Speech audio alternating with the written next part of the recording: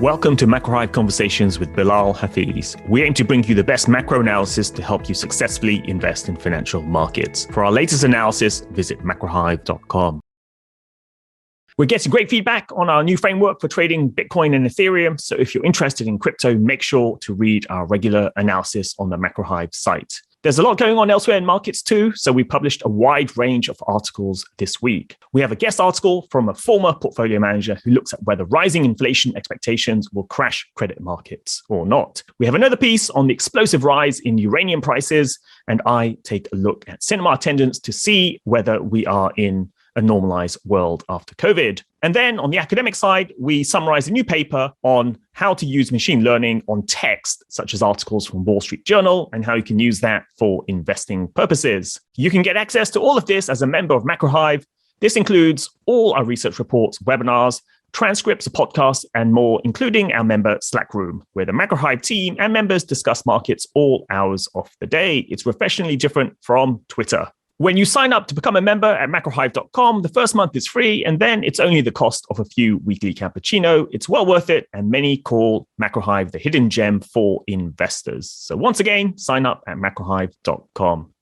We also have a much more in-depth product for institutional and professional investors that features all of my views, trade ideas, trading models, and much more. Hit me up on Bloomberg or email me on bilal@macrohive.com to find out more.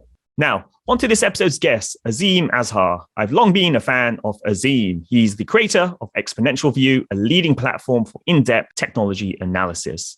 His weekly newsletter is read by over 200,000 people from around the world, and his podcast show has featured guests including Yuval Noah Harari, Tony Blair, and Kate Raworth. A member of the World Economic Forum's Global Futures Council, Azeem contributes to publications like the Financial Times, Wired, and the MIT Technology Review. His new book is called Exponential: How Accelerating Technology is Leaving Us Behind and What to Do. Now, on to our conversation.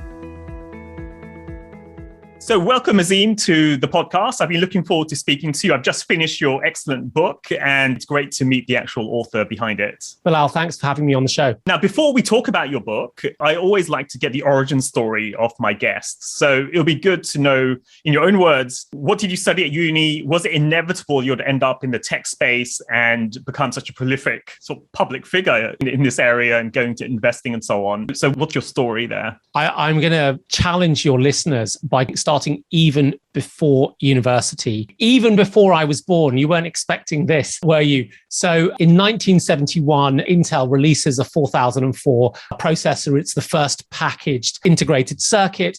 It ends up being the precursor in many ways to the technology revolution in which we're living. I was born the year after that. So I was born in a clock speed and cadence of the development of the personal computing industry. And right now I'm holding up on our video chat, which podcast listeners can't see, my first computer, the ZX81, which is now 40 years old as of next month. And I still have it. I'll have to get a picture of that and include it in the show notes or something. That's excellent. Yeah, we can take a screenshot if you like. Yeah, I think we have it. Yeah. Okay, great. But I was born in Zambia in the south end of Africa, where my dad was working as an expat under contract from the British government to help a newly independent Zambia establish some economic institutions. He was an economist and an accountant, and Zambia needed to build those things up as it matured into independence. So you have the confluence of these two ideas, the computer industry on the one hand and economic institutions on the other. And you've just read my book, and my book is in some sense about the computer industry and in some sense about economic institutions. So the origin story, I think, is quite interesting because perhaps I haven't moved very far from where I started, which is back in Zambia, in fact, in 1972. And that pattern really continued throughout my career. So at my school, I was doing sciences and maths and a lot of computing as well. I was very, very lucky to get access to, for example, one of the first ARM RISC processors when it was still called Acorn RISC machines back in the late 80s. But at university, I studied the social sciences, a degree called politics, philosophy, and economics. And I was the only student studying this PPE degree who, to my knowledge, audited a C++ course with a load of physicists who were learning how to program. So this interchange between technology and the social sciences has really been a large part of my life, really from the beginning. And I remember being at university and being one of the few people with a computer and using my computer to build 3D graphics that I would get printed out and sell in one of the local shops in the university town where I was studying. And that set me up to, in a way, be in this industry. But I graduated in 1994. I had fallen down the hole that was the internet in 1992. It's absolutely amazing place, and I recommend everyone go back to the internet of 1992. It was wonderful. But there wasn't really a tech industry in the UK, and there wasn't really any kind of venture capital. There weren't startups. In fact, even as an industry, it was rather young and immature in the US. In fact, I graduated about the time that Yahoo was founded, and Netscape, which was the first browser company, was called Mosaic Communications Corporation, was founded. And I was in touch with their founders, Jerry Yang and Mark Andreessen, way back when. It was a very, very small world, and it was very hard for the world of British graduate employers to locate me. So my first job came after 53 job rejections from banks, consultancies, accounting firms, ad agencies, newspapers, you name it. I applied to them. I didn't get offered a job. And eventually the Guardian asked me to come in for a few days. And I did. It was mostly to help them connect a couple of computers to the internet. And I just hung around.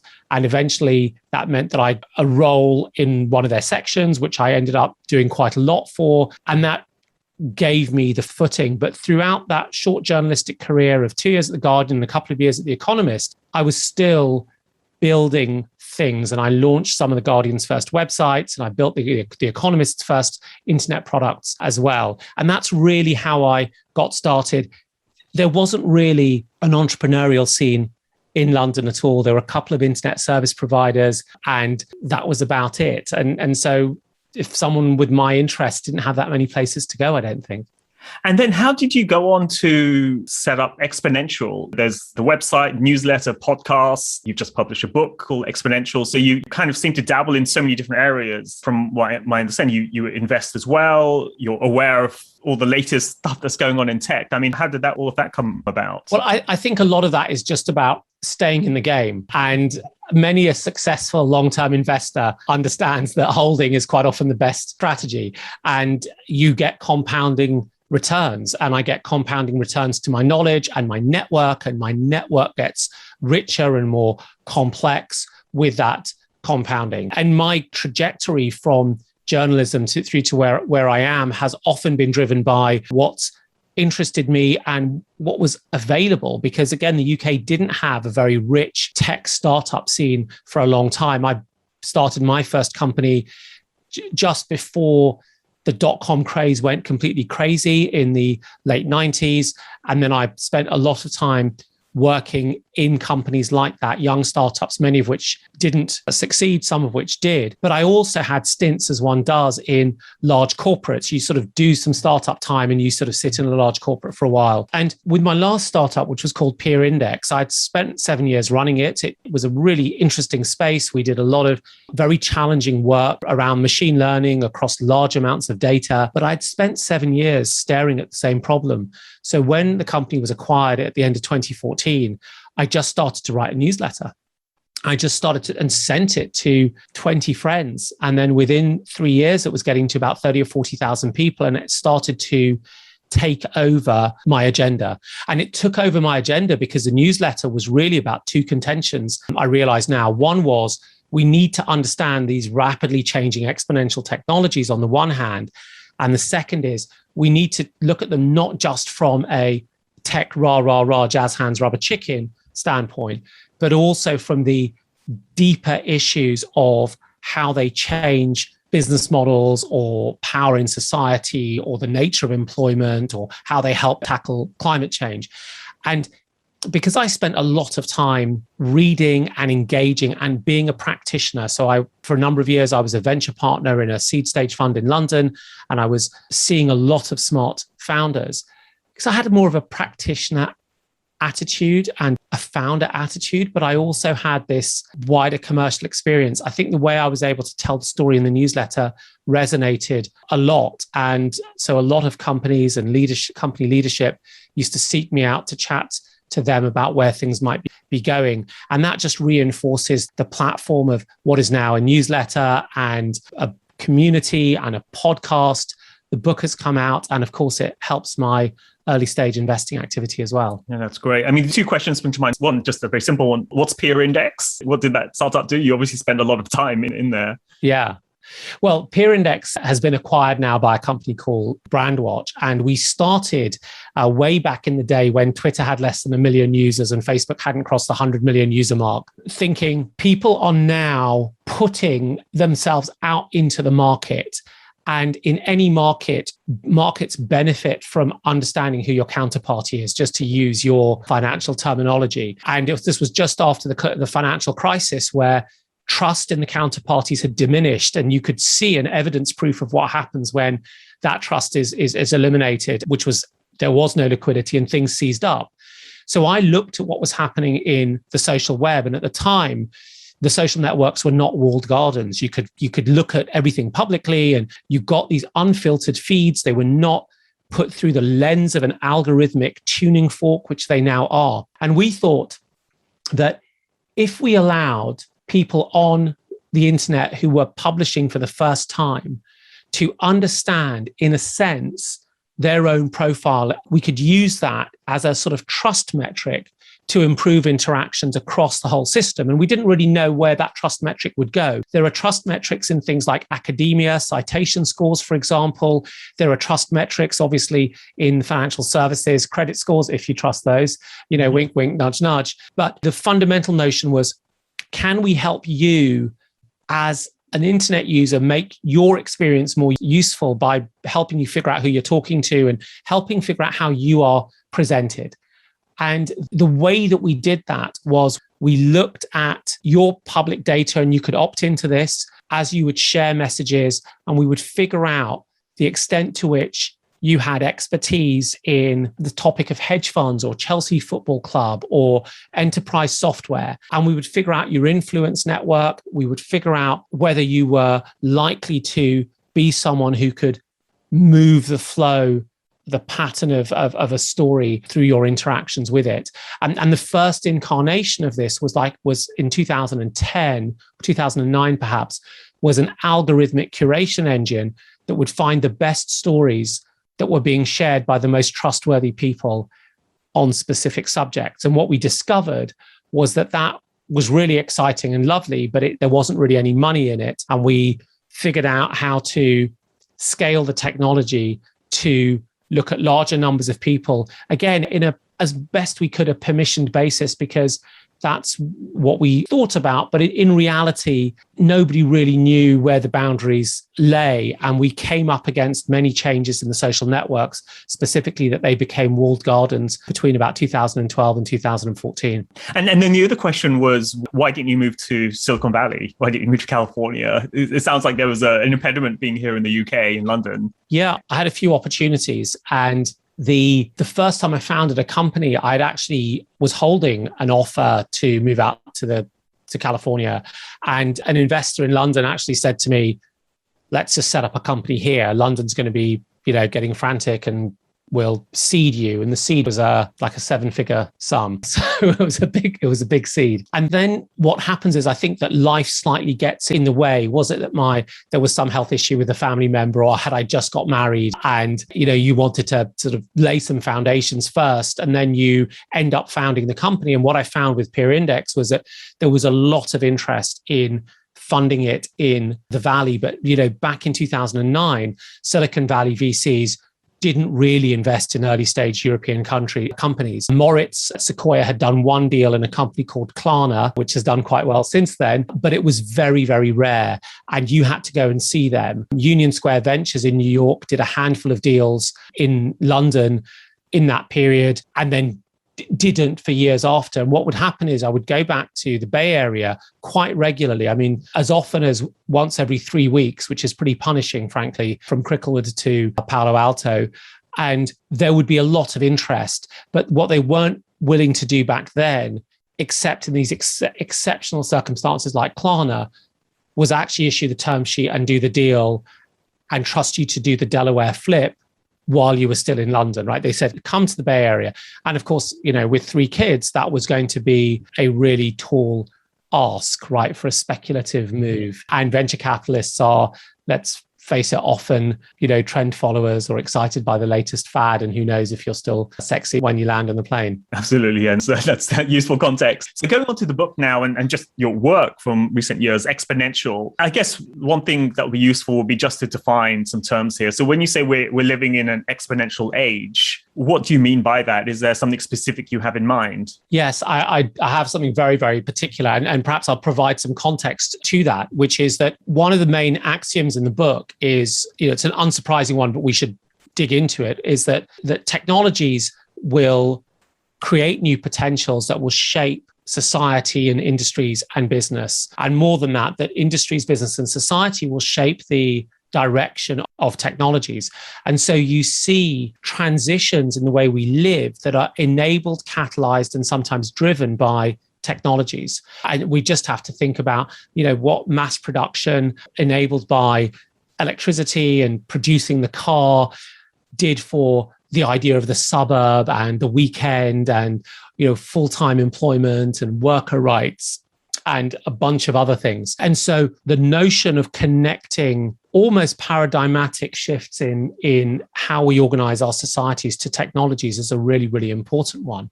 And the 20th century was largely governed by things that emerged around the technologies of the telephone and the internal combustion engine and electricity. And life had been pretty similar for quite a while, despite all the change that we saw between, say, the 1920s and 2005. But if you look in 2009 at the world's largest companies, the bulk of them were car companies, oil companies, electricity companies, in other words, companies of the technologies of the 1880s, generational winners. And by 2013, ExxonMobil drops out of the top 10 American companies. And today, all the large companies are based on different technology platforms. There has been some kind of transition. So if you take the idea that technologies catalyze and shape and are shaped by societies and the norms and the frameworks that we live in, and you accept that, and then I say, well, we've got evidence there's another technology transition happening. Well, that is a transition to a new age from that sort of 20th century industrial age to this new age that I call the exponential age. And the reason I call it the exponential age, and I say we enter it at some point between 2013 and 2016, because it's not like landing on the moon when we know exactly the date it happened. It sort of happens over a sort of blurry period of time, is that the technologies that are driving this transition are not 3 general purpose technologies. They're really 4 general purpose technologies. And those technologies are improving at exponential rates, which means on a price performance basis, they improve by at least 10% on a compounding basis every year for many decades. That is, you get at least 10% more in the second year than you did the previous year for the same dollar, 21% more in their third year, 32 and a bit percent more because it's compounding in the fourth year, and so on. And that is the heartland idea of why we're into the exponential age, what it means, and why it's different to the age, why it could be different to the age that came before. And you mentioned general purpose technologies. You said 4, I think. What are they? Yeah. So a general purpose technology that we are most familiar with in all of this is computing. It is sort of silicon chips and beyond, and the set of derivative technologies that live above it. And there's a whole set of affiliated ones like storage technologies and bandwidth technologies. The second domain is the domain of, roughly speaking, of biology. It's the fact that we have new science around biologies, from genomics to cell regulation and protein engineering, and we can connect those to engineering methodologies. And we can now look at things like reading, understanding, and rewriting the gene or proteins in a kind of mechanistic way. And those technologies are improving dramatically quickly. The third area is at a different scale. So it's not in our bodies and tiny and squishy. It's out there big and kind of clunky. And it's the technologies of renewable energy and other energies in general. So solar and wind and battery storage and the associated things. And the fourth domain is the domain of manufacturing, where the technology of 3D printing or additive manufacturing, which is very niche right now, is on a dramatic price performance decline that is compounding as well. And the thing about a general purpose technology is that it's applicable in many parts of an industry, in many different functions. It's also applicable across many industries. And that generalizability means that there is a much more significant impact that it has in first the economics of doing something, and then how that gets reflected in the societal mechanisms that are impacted by that economics.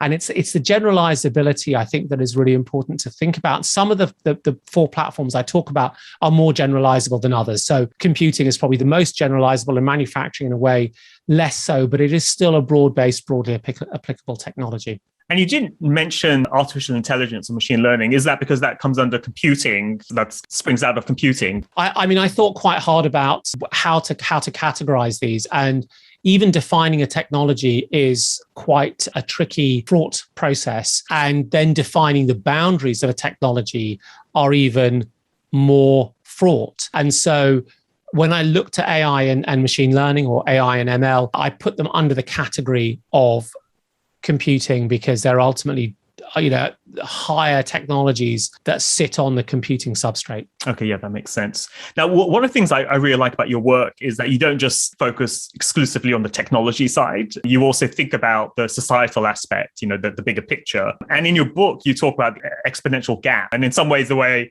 I think you mentioned this in the book, technology moves exponentially and institutions move in a linear way, or there's some way of you characterized it like that. And hence you end up with this gap. So can you kind of talk a bit more about this gap? And presumably the gap should narrow eventually. And is that what's going to happen? Should it? What's interesting about the period of time we're in now is that the rate of change is far faster than we have experienced before. And I go into that in some detail in the book. And so while technologies that diffuse slowly can still cause incredible issues, so think about the printing press, which took hundreds of years to spread across Europe and yet led to the Reformation and the Enlightenment and many, many, many wars right across the continent. And yet the diffusion rate was often longer than lifetimes. And we have technologies now that are diffusing far faster than that. And we psychologically struggle with that pace of change because there are no real exponential processes in the wild that we normally have to contend with. We're not selected for figuring out, working with that on an evolutionary basis. But organizationally, we've designed things that they naturally can't be incredibly responsive, because if they were responsive, they wouldn't be institutions, right? They'd be fads or ephemera. But the question is, what is the degree of responsiveness that they need? And they've often been designed for much, much more slow moving periods of history.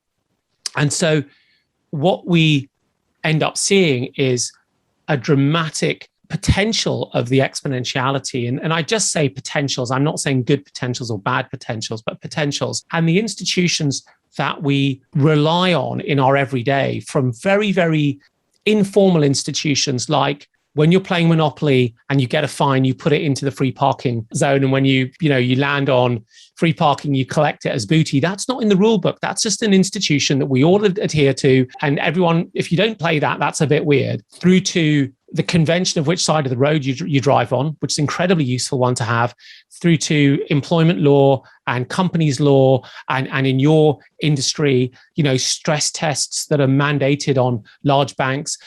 Institutions are there to make life manageable and easier, and to take out the headache of having to judge every single situation de novo. And so they're very, very helpful. But if the fundamental basis on which the technologies operate and the types of knock-on effects they have, largely starting through the companies that maximize them, but you also see it within states, then maybe we need to think about how those institutions need to change.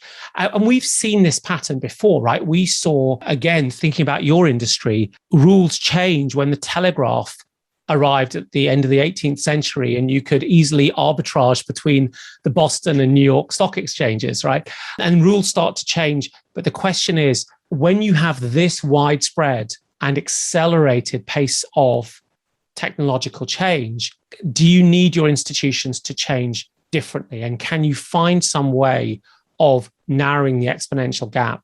Or in fact, should we just live with it? And I think that's what I discuss in the bulk of the book. Yeah, I mean, I guess one of the challenges, as you said, is the diffusion rate so fast now, and you have so many of these generalized technologies. Are there precedents that we can fall back on and say, look, we can look at the late 1800s or something, or the onset of computing in the 60s or something? I mean, are there precedents we can learn from, or are we going to just have to make it up as we go along now? There are lots of precedents, but I think there are also precedents that are a little bit dangerous. So we have to acknowledge what is the same and what is different about the environment in which we live today. And then once we've recognized, I think, not symptoms, but underlying causes and underlying processes, I think we can go back and find principles and say, how do we apply those principles where they're relevant to the modern day?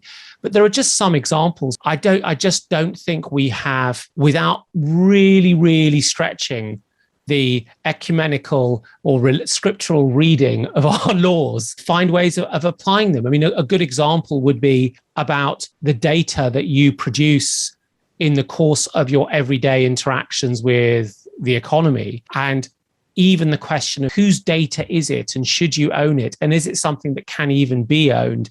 Because ownership normally ascribes itself to rivalrous and exclusionary goods and products like physical books or water bottles. And so we lack the language in some cases to even express what the issue is. And so that's where I think, what I try to do in the book is start to explain some of the underlying processes of the technology and how they play out as they interact in the system, and then identify where this creates this strain, this exponential gap.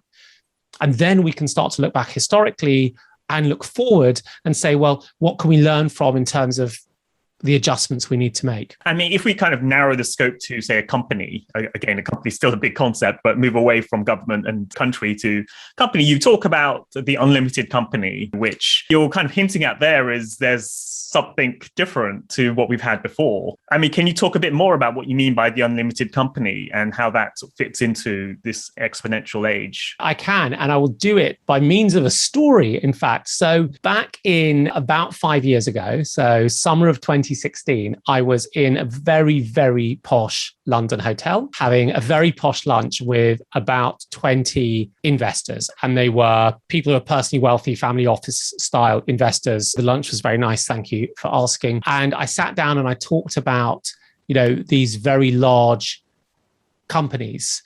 And I was, at the time, Apple had a market cap in the order of $350, $400 billion. And I was explaining how there was a sort of, these companies were going to continue to expand. And I said, well, where do you think it'll be in 5 years? And I should caveat, I didn't trade off this information or anything like that. I mean, I didn't make millions of dollars on Apple, which more fool me. And people couldn't conceive of it going above about a $500 billion market cap, right, in that room. And I was pushing them, not because I thought they were right. I just wanted to see where their imagination would take them. And of course, it's up at 2.4 trillion. I'm just looking at my screen now today. And so who could say, look at it today and say, well, it couldn't go up another sixfold in the next 6 years? I mean, that's a potentially a brave decision. You could say reversion to the mean, but which mean are we talking about? So somehow companies have managed to defy the laws of gravity that would keep them small. And those laws of gravity were that as companies became bigger and more complex, managing them is like sorting through a mess of tangled headphone wires in your drawer, and it becomes harder and harder, and the company just slows down and atrophies. Well, that doesn't seem to have happened to Microsoft or Google or any of these other exponential age network companies. And even some of the things that jump out of economic theory, like Ronald Coase's theory of the firm, or the idea of increasing marginal costs when you're trying to get your inputs, don't seem to apply to these companies, because as they get bigger, they get more profitable, they grow into more markets, they generate more revenue per employee, they keep their margins high despite all of that. And so I call that the unlimited company, and I try to explain why that comes about and explore whether it's a problem. Yeah. And is it possible for any company to potentially become an unlimited company, or is this only applies to companies that are somehow capture the four generalized technologies that you talked about? For example, if you're just a manufacturer of widgets, could you become this type of company or not? There were many steam and railway magnates in the 1870s and 1880s, none of whom became car, telephone, or electricity magnates in the 1920s and 1930s when there was a technology transition. And so historically, the track record has not been great. The difference this time, of course, is that the managers of today have the benefit of history. They have the benefit of the innovator's dilemma, nearly 30 years old as a text. They have the benefits of seeing what happened to the newspaper industry when it didn't respond to the digitization and the internet. So that they have these aspects on their side. They also have the advantage of, whether it is an advantage, a sort of a large cadre of business and technology consultants willing to help them make the transition. But, despite all of that, I think it's really, really hard for companies to make the change for reasons that are really people get into in great detail, whether it's management capability, whether it's being able to retain the talent, whether it is being able to manage channel conflict and many other things. Now, which ones succeed and which ones don't, I think is going to depend sector to sector and company to company. So if you go into the old stage sector of farm machinery, John Deere has done quite well.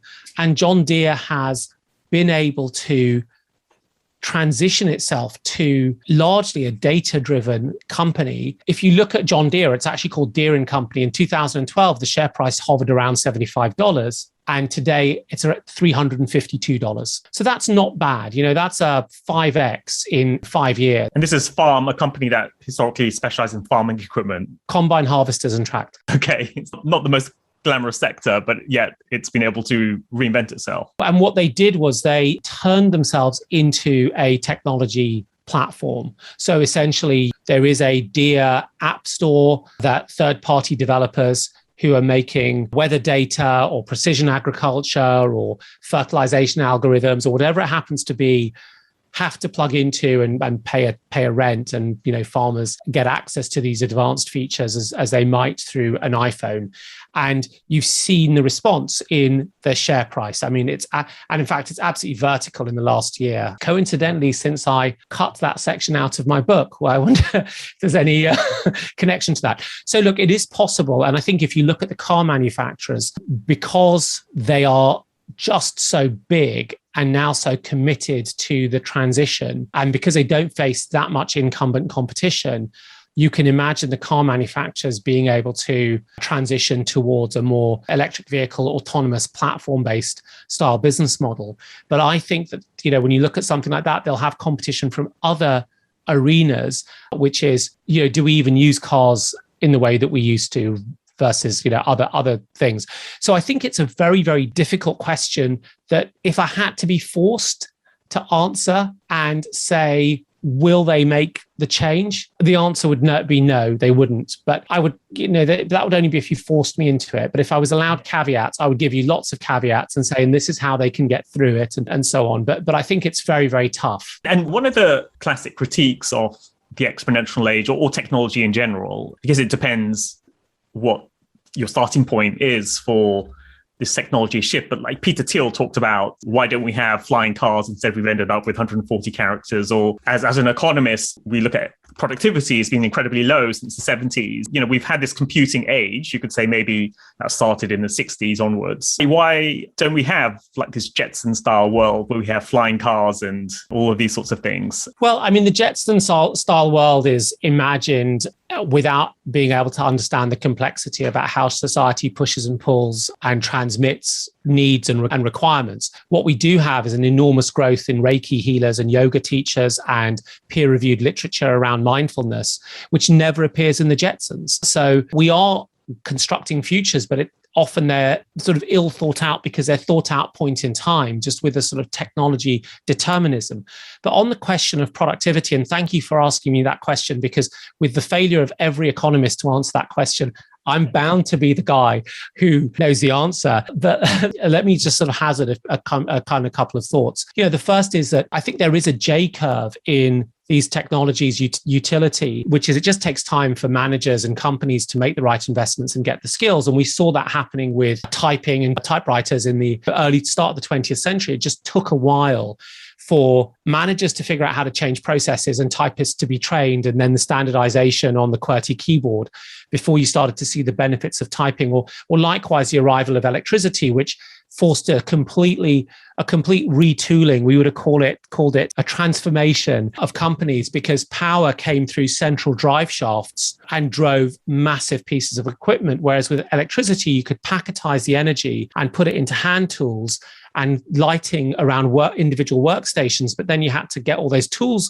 and you had to train the workers, and those things take time to catch up. So there could be a delay. I think that's one rationale. I think the other rationale is, what are we measuring? Because if we're just measuring GDP, there's a bunch of stuff that is not included. And you can take both a free market approach to this and say, well, we're not including the benefits of digital goods that are free at the point of consumption. And that's a problem with our measurement of GDP. We can say that there are things that are just not reflected in market prices or wrongly reflected. For example, the cleanup of pollution is represented in GDP when it shouldn't be. And so those things will never show up in the productivity statistics as a consequence. It might just be that in all those things that we're not measuring that free of consumption, it's things like TikTok, which are anti-productivity, because we spend our lives scrolling rather than being, doing other things. And we've expanded leisure time into the workday by holding our phones. But I think there's also potentially another reason for this, which is, what productivity are we measuring? Dollars of GDP divided by number of people and over time, roughly. Okay. And let's just say that dollars of GDP is the right thing to measure. But if we look at dollars of GDP over CO2 emitted, between 1985 and 2016, the UK got 2.5 times more CO2 productive. In other words, GDP went up about 75%. And CO2 emissions declined by about 35% in that period. And so there is a productivity measure that, I'm not an economist, that exists out there that is perhaps hidden in the impact of what we're doing. So I think there's something to be said about looking at all of those. But in a way, part of my argument about the exponential age sits quite nicely with both the right and left wing critiques of GDP as a single indicator, and then the fundamental premise of your question, which is this, why has this flawed indicator divided by the number of people not moved? And it's like, well, maybe let's go back to the indicator. And you mentioned TikTok, obviously a Chinese company. It seems like we've got Splinternet, we've got these different tech empires. How do you think about the different architectures we have? We have China with its own tech ecosystem, we have the US, and then we have Europe, which is somewhere in the middle. That seems to be the sort of regulator in chief. That seems to be its big thing. How do you kind of see things from a geopolitical perspective? Well, I think it's such a fascinating subject. And there are two slightly orthogonal frames that we need to take. So let's look at the first frame, which is the one that you provided, and the idea of the splinternet and the localization of technologies, specifically the localization of the governance and control of those technologies. Now, I would suggest that we're recording this in September, and in the last 2 months, China has probably taken the lead as the regulator in chief, right, across the PBOC and the CAC and other government bodies, who have really come in and said the growing power of these exponential age companies is now deleterious to the functioning of the state, and we're going to do something about it. And I think in the slightly anodyne way that I've described what the Chinese did, that sounds quite understandable in a funny sort of way, right? We might not like the patterns of democratic accountability within China. We might not like the way the decisions are taken. We might not even like the specific decisions, but the framing of the job of any state, I mean, this goes back to Thomas Hobbes and Leviathan, and is to essentially maintain itself for the benefit of its citizens, the protection of its citizens. If it perceives a threat, it needs to tackle that threat. So many, many nuances around China that we can dig into in a second conversation. But that's what they've done. And they are now showing other models out there. But of course, you've got the European Union, which has its own strong ideas, very, very pro-rights, human rights, pro-citizen. But, China's privacy policies and personal data privacy policies relative not to the state, but to private actors are pretty stringent as well. And you have India saying you need to have your own, if you're going to serve Indians, you've got to have the data centers in India where they're within reach of a judicial warrant. You've got the Ethiopians saying we want to run our own social networks for Ethiopians within Ethiopia. And then, of course, you've got the US, which I think is trying to figure out the hard realities of how you tackle regulation in the exponential age when you've been bound on the one hand by amendments to the US Constitution that are a couple of hundred years old, and on the other hand by 50 years of political dogma that says government shouldn't regulate anything. And I think that creates a bit of a tension for them. So that's how, and then of course you've got, the Russias and the, who are mischievous actors in all of this. I think it's a really, really fascinating period. And it's one of the critical exponential gaps because we got here because the technologies of the semiconductor industry and the internet walked hand in hand. Wait, now I'm introducing a third person into this marriage. Walked hand in hand down the wedding aisle with both the technologies and the policies of globalization. And they were closely connected, and governance was essentially almost by accident, less than by design, aligned to US technology commercial interests up until the mid-90s and late 90s. And so it's not that we had global rules prior to the splinternet emerging. It's that our rules had largely fallen out of, certainly on the internet, a vision that happened to be aligned with American interests. But in reality, those initial architects of the internet were not thinking in those terms. They were not thinking in national interest terms. They were thinking in protocol terms, in technology scalability terms, but it didn't have passing interest to those particular questions. It just happened to line up with the political dogma, of the time. So that is my sort of abbreviated answer to the kind of first framing of the question that you asked. And then you said there's another way to frame it as well. So the other way to look at it is that, there's never been a moment where the nation state is too small for certain types of problems it has to solve. It's also too big for many others. And that moment is when you look at things like climate change or pandemics or cyber risk. And if you think about cyber risk as something that's emerged directly out of the exponential age, when a cyber threat manifests itself, no military can stop it. Not the Danish military, not the British military, not the American military, not even Space Force can stop it. You have to rely on Akamai or Cloudflare or Google or Microsoft or Apple, because those core infrastructures, the domain name system of the internet, the content caching, the operating system on the is it public, is it private interface of our smartphones that we all carry,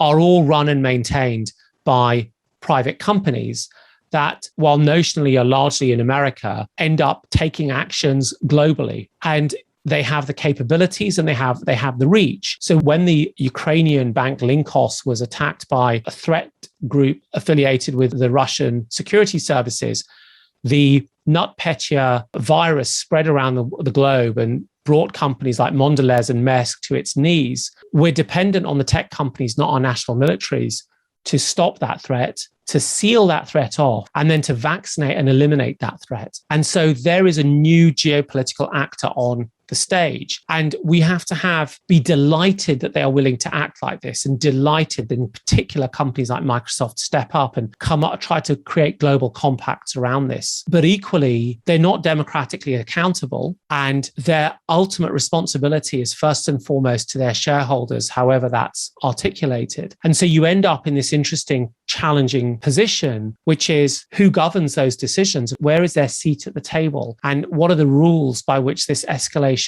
happens, and who gets to pull the strings, and which nations get the hotline to the headquarters to stop that happening? And increasingly what we've seen, this started very early on, of course, with the Germans saying in the late 90s, early 2000s to eBay and other auction sites, you can't host Nazi memorabilia on your site. We then get to the point with the Chinese and the Great Firewall and more takedowns. And then eventually, very recently, the Russians saying that the Navalny app should not be present on the Apple or Google app stores. So it's a really complicated problem that intersects much needed good intent and great capability from technology platforms, spilling over into things that we might feel uncomfortable with. And then the fundamental question about how do you make power accountable? Now, we could talk on and on and on, and I urge listeners to read the book to get more of your insights. But I just want to round off with a few more personal questions. One is, this is something I ask all my guests, what's the best piece of investment advice you personally have received? You don't have to do it. So a pass is as good as getting into it. And so don't ever feel that pressure of, I've got to chase this and I've got to get into it now. And I can't stick to that. But it does sit with me that, sometimes you should just let it be and either hold a bit cash for a bit longer or leave your position where it is. So itchy trigger fingers, not very welcome. Okay, no, that's a good piece of advice. The other one was, I do notice that in your newsletter, you seem to digest huge amounts of information. Do you have a system for that? Filtering system or some kind of productivity hacks to make yourself so productive? I've been at the mercy of the software startups in this area. So I've had to continually move as they've gone out of business or been acquired and been shut down. So when you ask me this question today, we don't have a great system because the companies in question have been sort of swallowed up and we don't really have the tools that we used to have. The thing that does help though is I've been looking at this for a long time and I know that it takes me about 18 months to start to feel a sense of confidence in a subject. It's at the end of the 18 months that I have a sense of what I don't know and all the questions I need to ask, whereas I have none of that knowledge when I start. And then I can start to compound my knowledge after that. But the second thing, and this is the absolute beauty of the internet, is that you can stand on the shoulders of many giants. So I follow a lot of interesting people on Twitter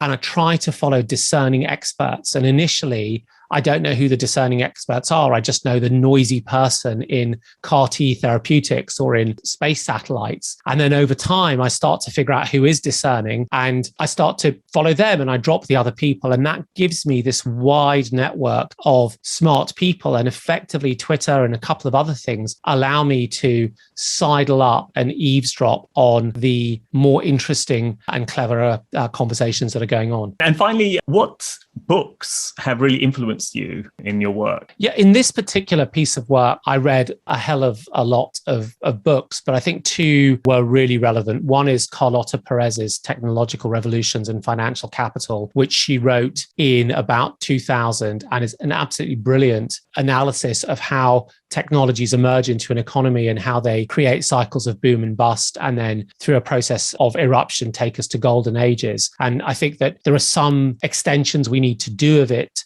given the nature of exponential technologies and also given the nature of the exogenous threat of climate change and how the economy will respond to that. And then the second book is something that I think about quite a lot. It's a book by a poet called Rainer Maria Rilke called Letters to a Young Poet, written about 100 years ago. And what's interesting about this is that Rilke is talking to this poet about process, about the art of writing, about how he writes and why he writes and how he forms the words and the method and the process he goes through. And I think that a lot of writing a book I have learned now, which I didn't know 2 years ago, is about the process and you choose the form you take, and that instructs the way in which you create your narrative and construct your argument. Yeah, that's great. Both books sound really, really good. So with that, if listeners want to follow your work, what's the best way for them to do that? You can find me on Twitter, which is at Azeem. In the UK, that's AZEEM. And for American listeners, AZEEM. And you should also sign up to my newsletter, which you can find at exponentialview.co, or just type in Exponential View into Google. And of course, I'd love you to buy the book book. It's called The Exponential Age in America and Canada, and Exponential in the UK and the rest of the world. And all the booksellers have it. So just go to their website and pop in that title or my name or a combination of both, and you should find it. Great. I'll include links to everything you just mentioned there. So with that, big thanks. I learned a lot in this conversation, and it's been great having you on. My pleasure. Thanks so much. Thanks for listening to the episode. Please subscribe to the podcast show on Apple, Spotify, or wherever you listen to podcasts. Leave a 5-star rating and a nice comment, and let other people know about the show. We'd be super grateful. Sign up to become a member of MacroHive at macrohive.com. We'll be back soon, so tune in then.